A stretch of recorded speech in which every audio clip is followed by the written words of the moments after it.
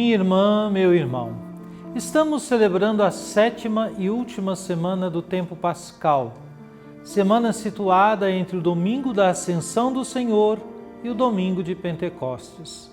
Neste período se celebra a Semana de Orações pela Unidade dos Cristãos. É preciso, para além de nosso empenho em favor da unidade do corpo de Cristo, que é a Igreja, colocarmos nas mãos do Senhor a obra da unidade dos cristãos, que supera nossos esforços. A unidade é um dom do Espírito Santo. Preparar a solenidade do Divino Espírito Santo deve ser um gesto de fé que sempre nos apela a assumir uma espiritualidade de comunhão, caminho para a superação de oposições que ferem a unidade dos discípulos de Jesus Cristo.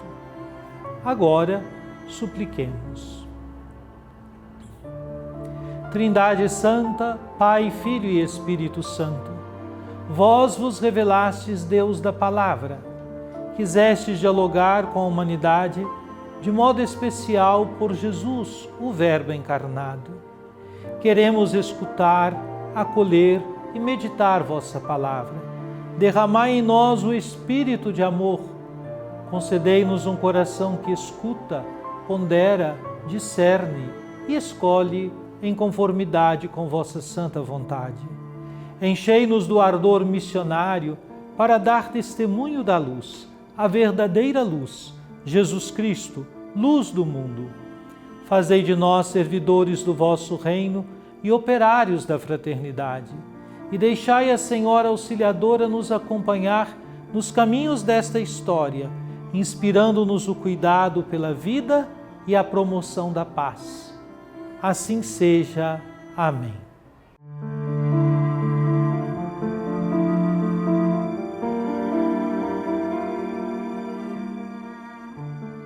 Quando entramos em Roma, Paulo recebeu permissão para morar em casa particular, com um soldado que o vigiava. 3 dias depois, Paulo convocou os líderes dos judeus. Quando estavam reunidos, falou-lhes: Irmãos, eu não fiz nada contra o nosso povo, nem contra as tradições de nossos antepassados. No entanto, vim de Jerusalém como prisioneiro, e assim fui entregue às mãos dos romanos. Interrogado por eles no tribunal, e não havendo nada em mim que merecesse a morte, eles queriam me soltar.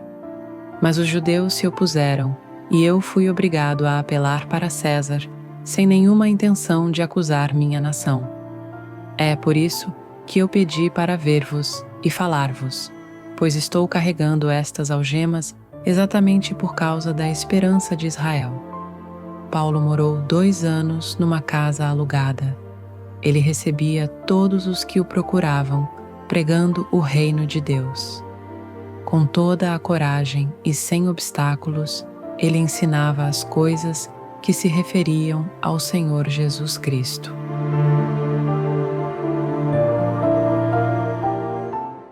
Minha irmã, meu irmão, escutamos hoje o trecho final do livro dos Atos dos Apóstolos, que descreve a chegada de Paulo a Roma após uma longa e difícil jornada. Preso, mas com certa liberdade de movimento, Paulo permanece sob custódia domiciliar, aguardando julgamento.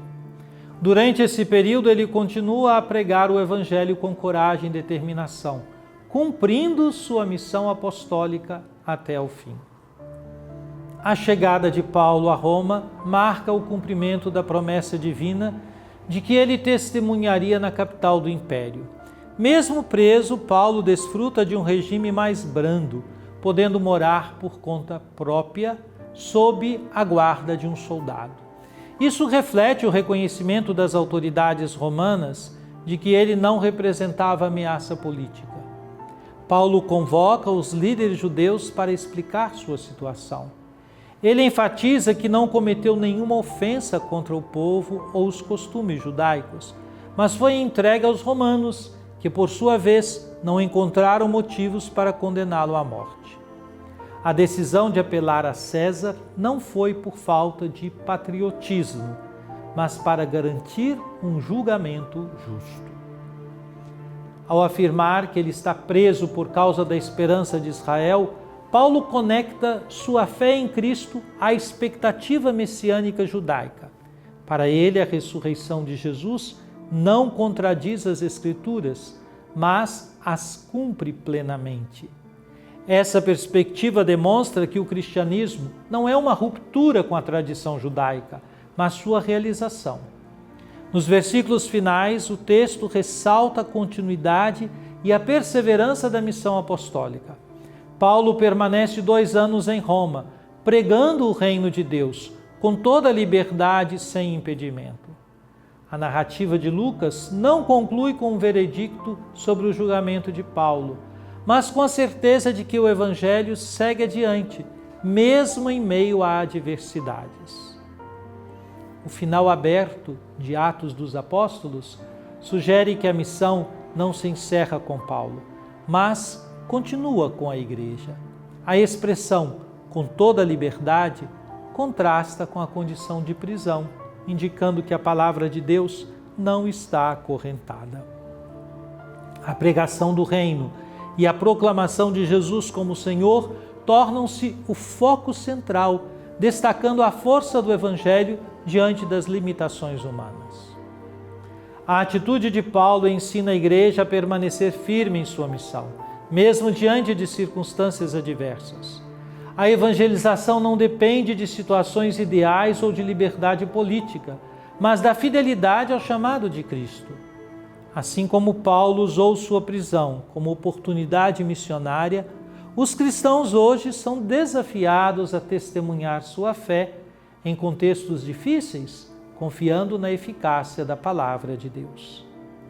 A certeza de que o reino de Deus não está condicionado às limitações humanas inspira a Igreja a não se deter diante de perseguições ou incompreensões.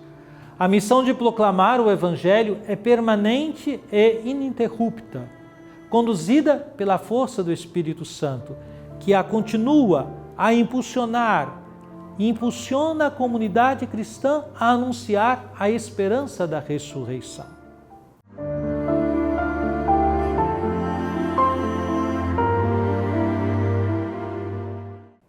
Oremos. Ó Divino Pai Eterno, tendo ouvido e meditado a palavra sagrada, concedei-nos dar testemunho da luz do vosso amado Filho, Jesus Cristo nosso Senhor. Ele que vive e reina convosco na unidade do Espírito Santo. Amém. Venha sobre você, minha irmã, você, meu irmão, sobre sua família e sua comunidade, a bênção de Deus, Pai, Filho e Espírito Santo. Amém.